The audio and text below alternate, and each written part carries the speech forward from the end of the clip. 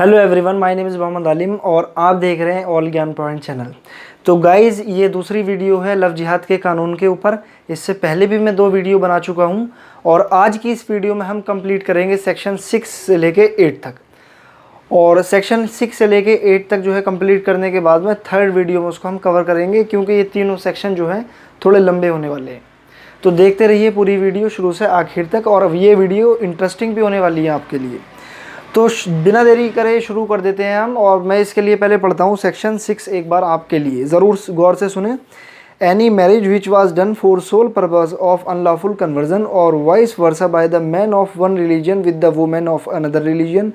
either by converting himself or herself before after marriage or converting the woman before after marriage shall be declared void by family court or by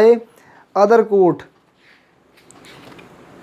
who having jurisdiction to try such case, a petition prescribed by the party thereof against the other party of the marriage। मतलब ये है कि मान लीजिए आप शादी करते हैं और शादी करने के बाद में अपना धर्म या तो चेंज करके शादी करते हैं, या जिससे आप शादी कर रहे हैं लेडीज़ से उसका धर्म चेंज करा के शादी करते हैं। तो ऐसी शादी के बाद में या तो आपके घर वाले या उस लेडीज़ के घर वाले अगर कोई कोर्ट में पिटीशन फाइल करते हैं, कोई केस फाइल करते हैं आपके ख़िलाफ़ में आपकी शादी को अवैध घोषित कराने के लिए, तो वो ऐसी शादी को अवैध घोषित करा सकते हैं, पहली चीज़। दूसरी चीज़ ये है कि ऐसी जो पिटीशन है वो फैमिली कोर्ट में जो है आपकी प्रेजेंट की जाएगी। अगर उस एरिया में कोई फैमिली कोर्ट नहीं है तो ऐसी पिटीशन अदर कोर्ट में प्रेजेंट की जाएगी, उस कोर्ट के अंदर जो ऐसे मुकदमों को सुनने के लिए पावर रखता हो और या उस कोर्ट के क्षेत्र अधिकार का वो मैटर हो। दूसरी चीज़, उसके बाद में कोर्ट आपकी शादी को जो है एक तरीके से अनलॉफुल डिक्लेयर कर देगा। सेक्शन 6 सिर्फ इतना ही कहता है। तो गाइज, एक बार सेक्शन 7 इसका जो है कंप्लीट वो भी पढ़ लेते हैं। Notwithstanding anything contained in the code of criminal procedure code 1973, all the offence under this ordinance shall be cognizable and non bailable and triable by court of session. मतलब ये है कि क्या नाम है, code of criminal procedure code, मतलब कि CRPC के होने के बावजूद भी जितने भी ऑफेंस इस ऑर्डिनेंस के अंदर मेंशन है, इस कानून के अंदर मेंशन है, वो सारे क्या होंगे, कॉग्निजेबल होंगे और क्या नाम है, नॉन बिलेबल होंगे, आसानी से ज़मानत नहीं होगी इनके अंदर। और तीसरी चीज़ जो है वो सारे के सारे ऑफेंस जो है tribal bye court of session होंगे, यानी कि जिला अदालत की पावर होगी उसे सुनने की। अब सेक्शन 8 जो है गाइज, इसका एक बार उसको हम पढ़ लेते हैं। 8 के जो अंदर है टोटल 5 क्लॉज है। सेक्शन 8 के अंदर 5 क्लॉज हैं। तो क्लॉज 1 हम पढ़ते हैं इसका। 1 who desire to convert his or her religion shall give a declaration in the form prescribed in the schedule 1 at the latest 60 days in advance to the DM or ADM especially empowered by the DM that he wishes to convert his her religion or his her on with the his her free consent with the without force coercion under influence or allurement। मतलब ये है कि मान लीजिए किसी को भी अपनी मर्जी से धर्म परिवर्तन अपना चेंज करना है, ऐसे नहीं कि वो किसी के दबाव में हो, किसी के प्रेशर में हो, या किसी के लोभ में या लालच में हो, या शादी के पर्पस से, वो सिर्फ अपनी मर्जी से जो है धर्म परिवर्तन जो है चेंज करना चाहता है। तो शेड्यूल 1 के अंदर उसको क्या करना पड़ेगा कि या तो DM डिस्ट्रिक्ट मजिस्ट्रेट या ADM एडिशनल डिस्ट्रिक्ट मजिस्ट्रेट को 2 महीने पहले जो है इंटीमेट करना पड़ेगा, और उसमें ये सारी चीज़ें बतानी पड़ेंगी कि मैं बिना किसी ज़ोर ज़बरदस्ती दबाव के अपनी मर्जी से जो है धर्म परिवर्तन चेंज करना चाहता हूँ या चेंज करना चाहती हूँ। सेक्शन 1 सिर्फ इतना ही कहता है। सेक्शन 8 का 1 और सेक्शन 8 का क्लॉज 2 जो है वो एक बार पढ़ लेते हैं। The religious conversion who perform conversion ceremony for the converting any person of one religion to another religion shall give 1 month's advance notice in the form prescribed in the schedule 2 of such conversion to the DM or not below the rank of the ADM magistrate appointed for the purpose by the DM magistrate। मतलब ये है कि मान लीजिए अगर आपको जो है जो इसमें रिलीजियस कन्वर्टर हैं, मतलब कि एक तरीके से जो पुजारी हैं या जो भी धार्मिक लोग हैं, अगर वो उस तरीके के लोग अपना धर्म परिवर्तन चेंज करना चाहते हैं तो वो जो है सेक्शन 8 के क्लॉज 2 के अंदर जो है अपना जो है एक तरीके से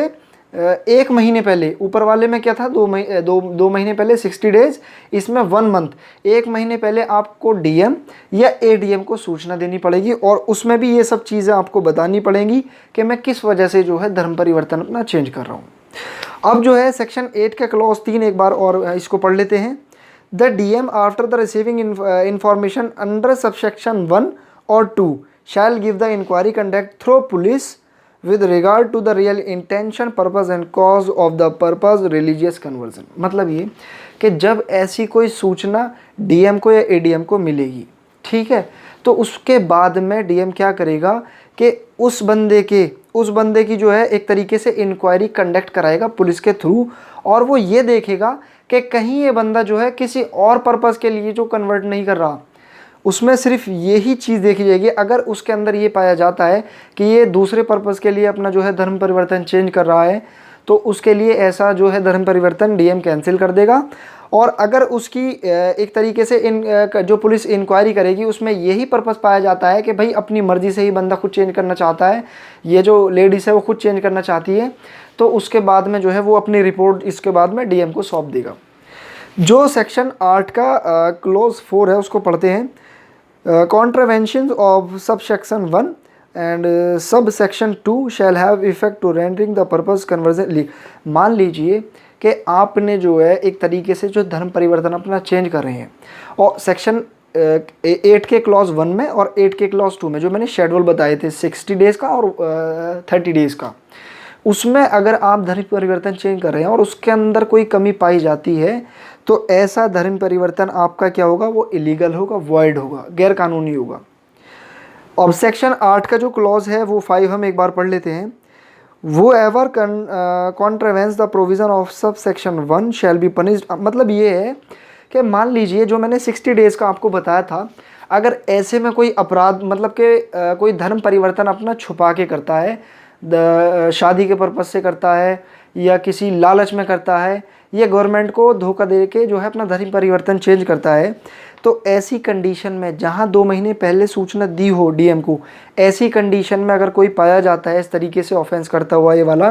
तो उसको 6 मंथ से लेके 3 मंथ तक की सज़ा होगी। और इवन देन उसको जो है आपका 10,000 रुपये तक का जुर्माना भी भरना पड़ सकता है, सेक्शन 8 के क्लॉज 1 के अंदर अगर कोई ऑफेंस करता है। अब इसमें क्या है, सेक्शन जो 8 है उसके अंदर जो क्लॉज 2 है, जो मैंने 1 मंथ का बताया था, अगर उसमें कोई ऑफेंस करता है, अपना धर्म परिवर्तन दूसरे पर्पज़ के लिए करता है जिसके लिए गवर्नमेंट ने अलाउ नहीं कर रखा है, उस पर्पज़ से अगर वो करता है, मान लीजिए किसी लालच में करता है या शादी के पर्पज़ से अपना धर्म परिवर्तन चेंज करता है, और वो चीज़ें अगर बाद में पाई जाती हैं,